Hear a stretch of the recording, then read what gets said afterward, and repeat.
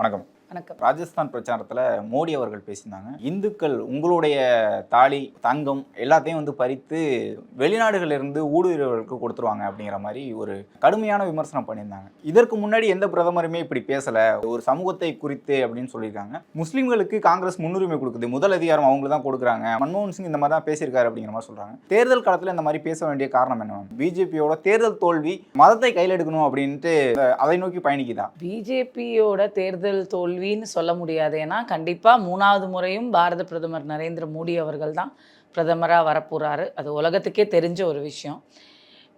இப்போது ஒருத்தர் பேசினதை குறிப்பெடுத்து நம்ம பேசும்போது அவர் என்ன சொல்லியிருக்காரு அப்படின்ற விளக்க உரை உங்களுக்கு அவர் கொடுத்துருக்காரு, அவ்வளவுதானே தவிர கண்டிப்பாக சிறுபான்மையினருக்கு ஆதரவாக தான் இவ்வளோ நாள் பாரத பிரதமர் நரேந்திர மோடி அவர்கள் இருந்திருக்கார். இல்லைனா நீங்கள் முத்தலாக் சட்டமாக இருக்கட்டும், இல்லைனா அவங்களோட ஹிஜாப் கூட தனியாக பெண்கள் போகலாம் அப்படின்னு சொல்லி கொண்டு வந்த சட்டமாக இருக்கட்டும், இப்போ ரீசண்டாக பெண்களுக்கு முன்னுரிமை கொடுத்த விஷயமா இருக்கட்டும், நீங்கள் அவரோட திட்டங்கள்லாம் எடுத்து பார்த்தீங்க அப்படின்னா எஸ்பெஷலி முஸ்லிம்ஸ் இருக்கட்டும் இல்லை கிறிஸ்டியனாக இருக்கட்டும், சிறுபான்மையினர்களுக்கு நிறைய சலுகைகள் ஸ்காலர்ஷிப்பில் ஆரம்பித்து அவங்களுடைய இப்போ உருதுன்னு எடுத்துக்கிட்டிங்கன்னா உருது படிக்கிறதுக்கான சலுகைகள், கேஸ் கனெக்ஷனே எடுத்துக்கோங்களேன், அவங்களுக்கு வருஷத்தில் இவ்வளோ மானியம் வருது, ஃப்ரீ சிலிண்டர்ஸ் வருது, இந்த மாதிரி பல திட்டங்கள் கொடுத்துருக்கிறது மோடிஜி அவர்கள் தான்.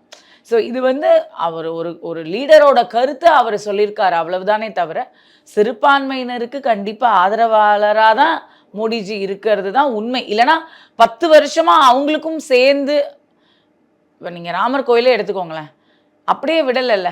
இன்னொரு அரசாங்கமாக இருந்தால் ஒரு ப்ராஜெக்டை எடுத்து பண்ணி முடிக்கிறதுக்கே அவங்களால முடியாது, பண்ண மாட்டாங்க. ஆனால் இவர் என்ன பண்ணுறாரு, பேரலாக வேறு இடத்துல இன்னொரு இடத்துல அந்த மசூதியும் கட்டிகிட்ருக்கார்.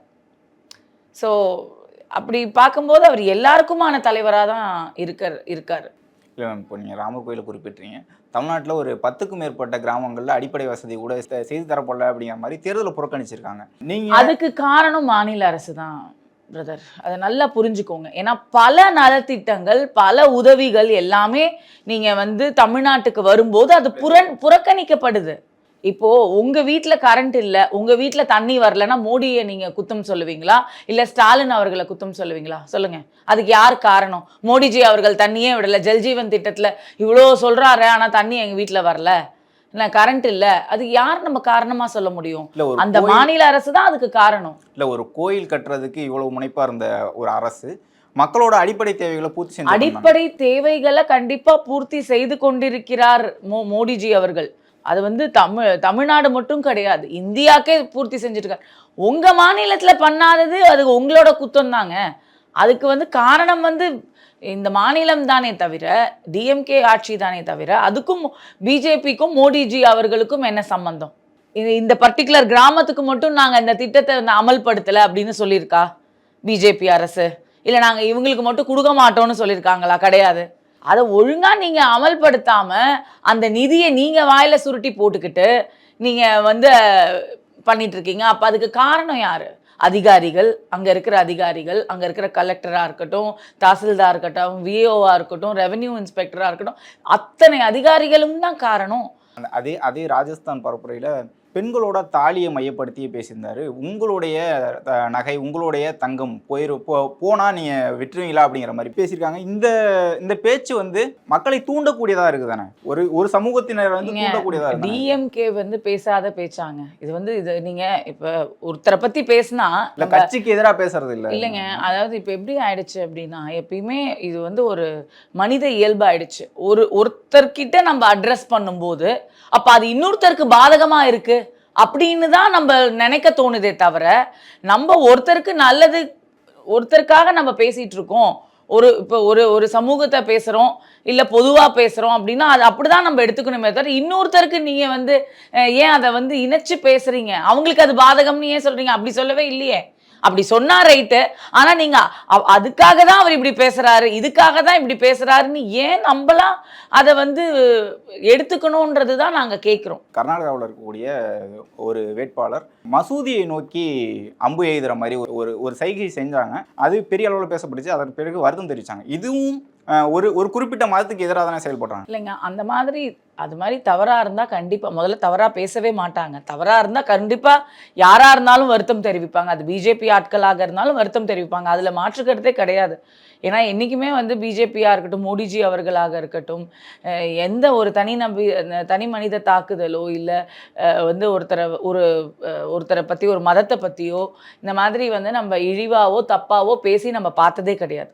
நம்ம ஏதாவது ஒன்று கோடிட்டு காமிச்சிருக்கோமா? இப்போ ராகுல் காந்தி எடுத்துக்கிட்டிங்கன்னா கூட அவர் பல விஷயங்கள் அந்த மாதிரி பண்ணியிருக்காரு என்ன. ஆனால் இந்த சைடு பார்த்தீங்கன்னா அந்த மாதிரி எந்த ஒரு விதமான விஷயமும் நடந்திருக்காது. ஆனால் நம்ம என்ன எடுத்துக்கிறோம் அப்படின்னா, நீங்கள் நல்லவர் அப்படின்னா அப்போ அவன் நல்லவன் இல்லையா அப்படின்னு கேட்கறது தான் இது. நான் உங்களை பற்றி பேசும்போது அப்போ உங்களோட ப்ளஸ் மைனஸ் பேசுகிறேன். உங்களுக்கு என்ன தேவையோ அதை பேசுகிறேன். பெண்களுக்கு என்ன தேவையோ அதை பேசுகிறோம். ஆண்களுக்கு என்ன தேவையோ அதை பேசுகிறோம். இளைஞர்களுக்கு என்ன தேவையோ அதை பேசுகிறோம். அவ்வளவுதானே தவிர அப்போ மற்றவங்களுக்கு அது அப்ளிகபிள் கிடையாதா? அப்போ மற்ற சமுதாயத்துக்கு அது வந்து விரோதமாக இருக்கா? இல்லை மற்ற மாநிலத்துக்கு அது வந்து விரோதமாக இருக்கா? இது நம்மளோட புரிதல். ஸோ நம்மளோட புரிதலை தான் நம்ம மாற்றிக்கணும். பேசுகிறவங்க ஏன் மாற்றிக்கணும்? டிடி நேஷனல் அந்த இந்திய தொலைக்காட்சி வந்து முன்னாடி இருந்த நிறத்தை மாற்றிட்டு காவி நிறம் மாற்றிட்டாங்க அப்படிங்கிற மாதிரி பெரிய அளவில் சர்ச்சையாக போயிட்டுருக்கு. பிஜேபிக்காக ஒரு மக்களோட வரிப்பணத்தில் தொடங்கப்பட்ட ஒரு நிறுவனத்தை பிஜேபிக்காக பயன்படுத்திக்கிறாங்க திட்டங்களை. அப்படி ஏதாவது இது இருக்கான்னு கவர்மெண்ட்ல வந்து காவினா பிஜேபி அப்படின்னு ஏதாவது சொல்லியிருக்காங்க இல்லையா மேம்? காவினா பிஜேபி இல்லையா? அதாவது ஆமாங்க, அதாவது அடையாளம். அதனால காவின்னு மாத்திட்டாலே அதுக்கு பிஜேபி தான் காரணம் அப்படின்னு சொல்ற மாதிரில இருக்கு. இப்பயும் திருப்பி அதே புரிதலுக்கு தான் நான் வரேன். ஒரு கலர் அப்ப கருப்பு மாத்தி இருந்தா சந்தோஷப்பட்டிருப்பீங்களா? இல்ல நீங்க சொல்லுங்க, ரெட்டு மாத்தி இருந்தா சந்தோஷப்பட்டிருப்பீங்களா? அப்ப கேள்வி எழுப்பி இருக்க மாட்டீங்களா?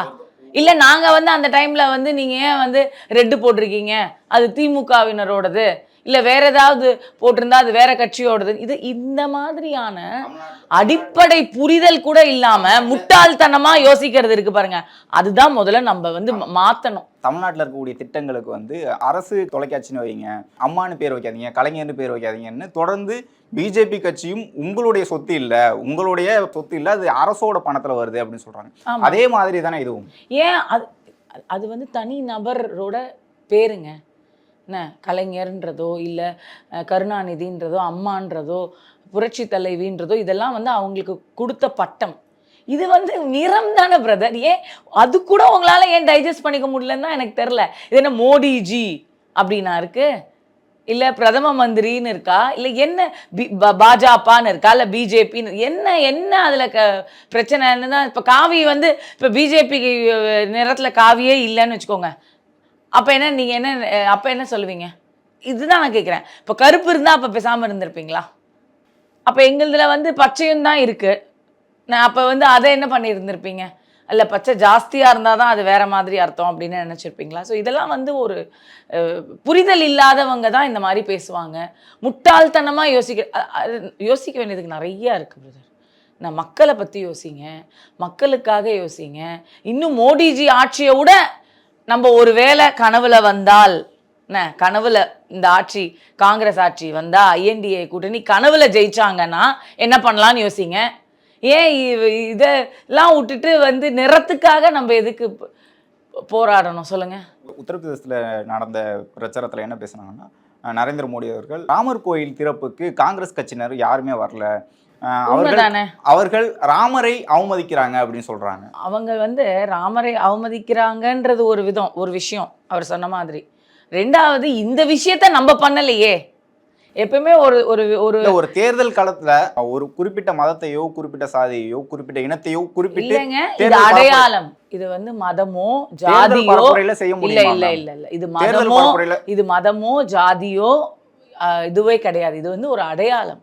இந்தியாவின் அடையாளம் ராமர் கோவில். நம்ம எப்படி ஒவ்வொரு இடத்துலையும் சைனாவோட அடையாளம் நம்ம சைனா வால்னு சொல்றோம். என்ன முன்னாடி என்னவா இருந்தது? ராமர் கோயில். இந்தியாவின் அடையாளம் முன்னாடி என்னவா இருந்தது? அதிசயம்னு நீங்க எதை சொல்லுவீங்க? தாஜ்மஹால்னு சொல்லிட்டு இருந்தீங்கல்ல, அப்ப நாங்க அதை பெருமையா சொல்லிட்டு தானே இருந்தோம், தாஜ்மஹால் எங்களுடைய அடையாளம் அப்படின்னு. இப்ப வந்து ராமர் கோவில் ஒரு அடையாளம்னு சொல்றோம்.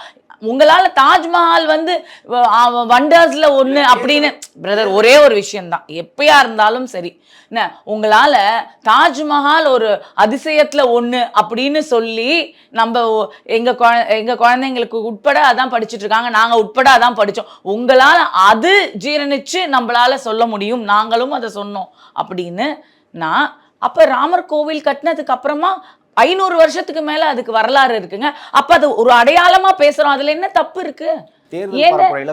தேர்தல் பரப்புரையா இருந்தா தேர்தல் பரப்புரையில எல்லாமே தானுங்க பேசுறாங்க, பண்ண நல்ல விஷயம் எல்லாம் பேசுறாங்க, ஏன் பேசக்கூடாது? அதே ராமர் கோவில் இதுல தானே வந்து மசூதியும் மாத்தி கட்டிட்டு இருக்காங்க, அதை பத்தியும் தான் பேசுவாங்க, எல்லாத்தையும் தான் பேசுவாங்க. இப்ப நல்ல விஷயம் அப்படின்னு வரும்போது எப்படி எந்த அளவுக்கு வந்து எல்லாருக்கும் தானேங்க. இப்போ நீங்கள் என்ன சொல்கிறீங்க, திட்டங்கள் எல்லாருக்கும், சிறுபான்மையினராக இருக்கட்டும் இல்லை எல்லா மக்களுக்கும் போய் சேருது, கரெக்டுங்களா? அனைவருக்கும். அப்போ பேசுறதும் எல்லாத்த பற்றியும் தானே பேசணும், கரெக்டுங்களா? அதில் இதுவும் ஒரு சாதனை, அதை ஏன் பேசக்கூடாது? அஃபீஷியலாக லா படி, கான்ஸ்டிடியூஷன் லா படி என்ன ஒரு இதை ஜெயிச்சு எந்த ஒரு உயிரிழப்பும் இல்லாமல் எப்படி 370 அப்ரிகேஷன் நடந்ததோ அதே மாதிரி இதுவும் நடந்திருக்கு. அப்போ அந்த பெருமையை பேசிதானே ஆகணும். ஏன் பேசுவீங்கன்னு கேட்பீங்களா? மோடி அவர்கள் பேசிய பிறகு இப்போ ராகுல் காந்தி என்ன பேசியிருக்காருன்னா 16 லட்சம் கோடி மோடி அவர்களோட நண்பர்களுக்கு கடன் தள்ளுபடி பண்ணியிருக்காரு அப்படின்னு சொல்லியிருக்காரு. அதே வந்து இளைஞர்களுக்கு 16 லட்சம் இளைஞர்களுக்கு வேலை வாய்ப்பு கொடுத்துருக்கலாம் அப்படிங்கிற எவ்வளோ வேலை வாய்ப்பா இருக்கட்டும், அவங்களோட சொந்த காலில் நிற்கணுன்றதா இருக்கட்டும், மேக் இன் இந்தியாலேருந்து மேட் இன் இந்தியாலேருந்து என்ன ஒரு தொழிலதிபர் ஒரு தொழில் முனைவோர் எப்படி ஆகணுன்ற வரைக்கும் பல திட்டங்கள் இருக்கு. அது இளைஞர்கள் இளைஞிகள் பெண்கள் ஆண்கள் வேறுபாடே இல்லாம உயர்ந்திருக்கு. இன்னொரு குறிப்பிட்டு என்ன சொல்றாருன்னா, நீங்க அதுல வந்து கேஸ் விலையை குறைச்சிருக்கலாம், அதெல்லாம் குறைச்சாச்சுங்க. கேஸ் விலைய இப்போ கூட 100 ரூபாய் மகளிர் தினத்தன்று மோடிஜி தான் மானியமா கொடுத்தாரு. நீங்க என்ன பண்ணீங்க? இல்லை நீங்கள் ஆண்டுட்டு இருக்கிற மாநிலத்தில் ஏதாவது பண்ணீங்களா? பெட்ரோல் விலையை குறைச்சிங்களா? என்ன மத்திய அரசு தானே குறைச்சிது பெட்ரோல் விலையை. அந்தந்த மாநிலத்தில் பிஜேபி வந்து ஆளக்கூடிய மாநிலத்தில் மாநிலமும் பெட்ரோல் விலையை குறைச்சிது. ஏன் உங்களுக்கு அப்போ எங்கே போச்சு மக்களுடைய அக்கறை? ஏன் நீங்கள் நீங்கள் ஆளுகின்ற மாநிலத்தில் ஏன் மாநிலத்திலேருந்து பெட்ரோல் விலையை குறைப்போன்னு ஏன் குறைக்கல? அந்த மனுஷனே ஒரு பப்பு. அந்த மனுஷன் சொல்றதா ஒரு மேட்டர்ன்னு நம்ம இங்க பேசலாமா? அவருக்கு ஐஎன்டிஏ கூட்டணியில இருக்கிறவரே அவருக்கு பேசுறது சாதகமா இல்லை, நீ ஓடிப்போ, இங்க என்ன உனக்கு வேலை கேரளால அப்படின்னு கேட்குறாங்க. இவர் தூக்கின்னு வந்துடுவார் ஒரு லிஸ்ட்டை, அதுக்கு நாங்கள் பதில் சொல்லணுமா? முதல்ல இவர் மக்கள் மேலே இவருக்கு என்ன அக்கறை இருந்தது? ஓடினதை தவிர, ஜாகிங் போனது, வாக்கிங் போனதை தவிர இவர் என்னங்க மக்களுக்காக பண்ணாரு? நம்மளை பற்றி அங்கே வெளிநாட்டில் போய் தவறாக பேசுறது, அவதூறாக பேசுறது, ஆக்கப்பூர்வமாக இது வரைக்கும் இவர் என்ன மக்களுக்கு பண்ணாரு? மோடிஜி அவர்களை பேசுறதுக்கெலாம் இவருக்கெல்லாம் அருகதே கிடையாதுங்க, கண்டிப்பாக அருகதை கிடையாது. ஏன்னா இவர் மக்களுக்காக யோசிக்கல, அந்த குடும்பமே இது யோசிச்சது கிடையாது பெருசாக. ஏன்னா அவர் அப்பாவே ஃபீல் பண்ணியிருக்காரு, ஐயோ என் ஆட்சியில் 10 ரூபா மக்களுக்கு கொடுத்தா 2 ரூபா தானே போய் சேருது, 8 ரூபா போய் சேரலையேன்னு ஃபீல் பண்ணவர் தானே அவர் அப்பா.